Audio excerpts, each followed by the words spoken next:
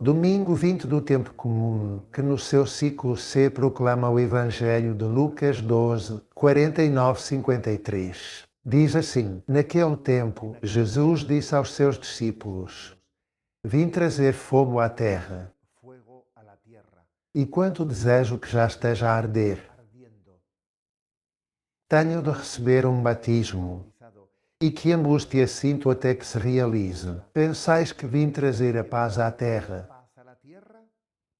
Não, mas sim a divisão.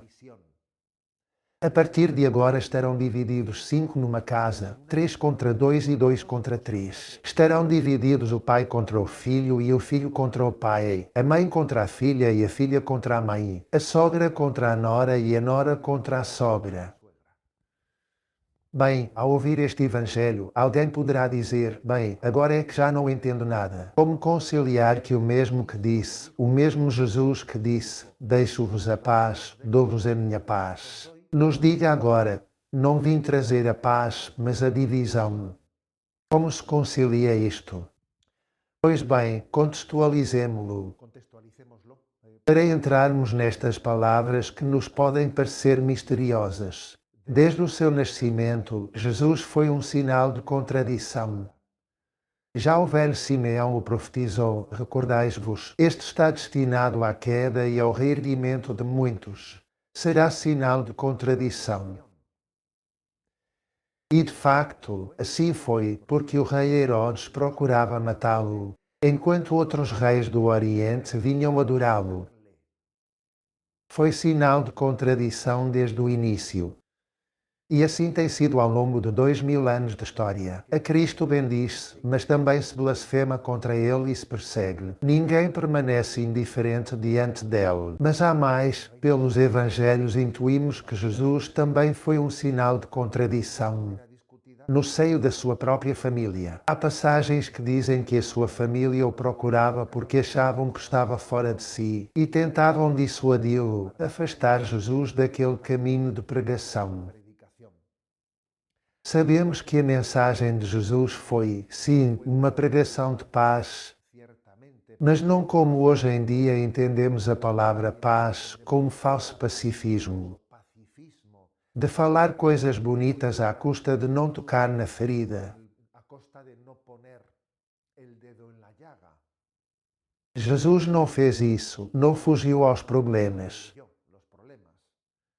Chamou raça de víboras aos fariseus, expulsou os vendilhões do templo. Ou seja, Jesus não acredita numa paz baseada na mentira, ou numa paz construída à margem da confissão da verdade, mesmo que seja dolorosa. Por isso, esse modo de agir de Jesus tornou-se um sinal de contradição. Seguir Jesus foi motivo de alegria para os seus discípulos e escândalo para outros.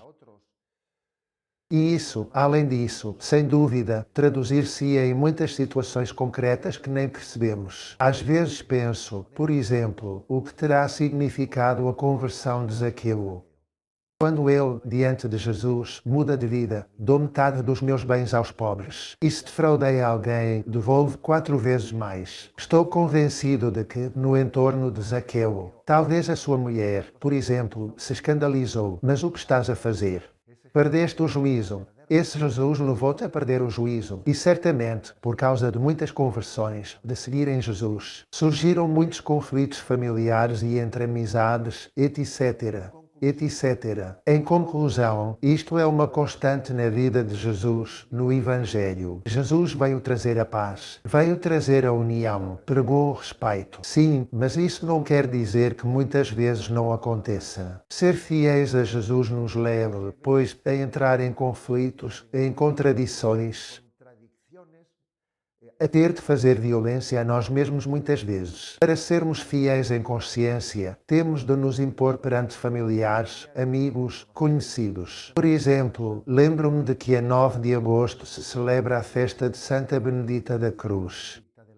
Sempre me impressionou profundamente esse episódio em que ela, por fidelidade à sua consciência, sendo judia, se torna cristã, e o que mais lhe dói é saber que a sua mãe, a quem ama profundamente, mas que é uma judia devota, vai ficar muito magoada quando souber que ela vai tornar-se cristã. Mas ela tem de ser fiel à sua consciência e ajoelha-se diante da mãe, pedindo perdão por magoá-la, por lhe causar dor, mas dizendo que tem de ser fiel.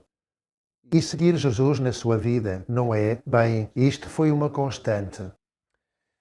E algo semelhante vemos também na primeira leitura do livro de Jeremias. Por isso foi escolhida a leitura de Jeremias. Está intimamente ligada a este Evangelho, porque também a figura de Jeremias viveu esta paradoxa.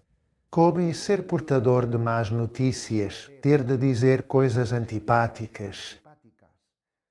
E por isso incomodava, era um profeta incômodo.